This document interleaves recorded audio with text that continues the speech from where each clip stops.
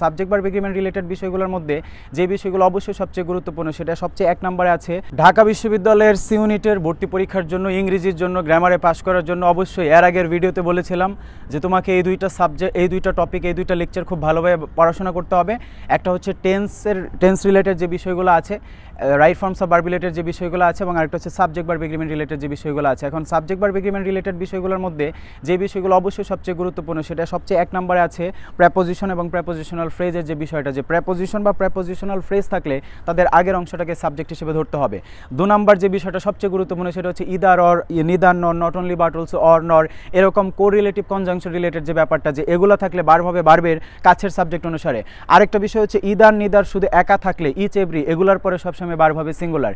এই বিষয়টা এগুলো সাবজেক্ট ভার্ব এগ্রিমেন্টের সবচেয়ে গুরুত্বপূর্ণ দুইটা বিষয়।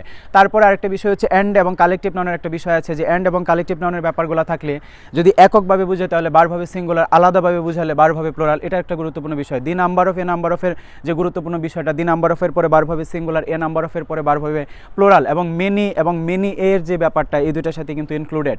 ঠিক আছে, তারপরে আর যেটা আমি মনে করতে পারছি, যদি মনে করতে পারি যে এই যে everyone, every any, no some, এদের সাথে ওয়ান থিং বডি যুক্ত থাকলে everyone, everything, nothing, no one, nothing, nobody, someone, something, somebody, এই যে ব্যাপারগুলো এগুলো যুক্ত থাকলে এদের পরে যে ভার্ব সবসময় সিঙ্গুলার হয়, এটা আরেকটা গুরুত্বপূর্ণ বিষয়। এবং আরেকটা গুরুত্বপূর্ণ বিষয় হচ্ছে all, some, more, most, rest, enough, none, a lot of, a great deal of, plenty of, majority, minority, fraction, percentage, এদের পরে ভার্ব যদি হয় এদের পরে আমাদের ধরো নাউন যদি হয় আনকাউন্টেবল তাহলে ভার্ব সবসময় সিঙ্গুলার নিতে হবে।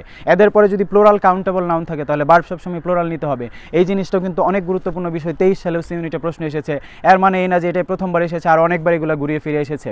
এই জিনিসটা তোমার মাথায় রাখতে হবে। জিরান্ড ইনফিনিটিভ বা যে কোনো সাবঅর্ডিনেট ক্লজের পরে অবশ্যই ভার্বকে সিঙ্গুলার হিসেবে নেওয়া লাগবে।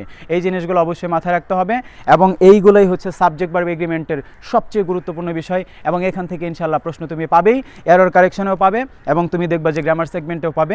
এবছরে ঢাকা বিশ্ববিদ্যালয়ের ভর্তি পরীক্ষায় দেখা হবে ঢাকা বিশ্ববিদ্যালয়ের ভর্তি পরীক্ষা দিনে বিজনেস ফ্যাকাল্টির সামনে। কিন্তু যে কথাগুলো বলেছি সেগুলো অবশ্যই মেনে চলার চেষ্টা করবা, সেগুলো দেখে তারপরে পরীক্ষার হলে যাওয়ার চেষ্টা করবা যদি সি ইউনিটের ইংরেজিতে পাশ করতে চাও।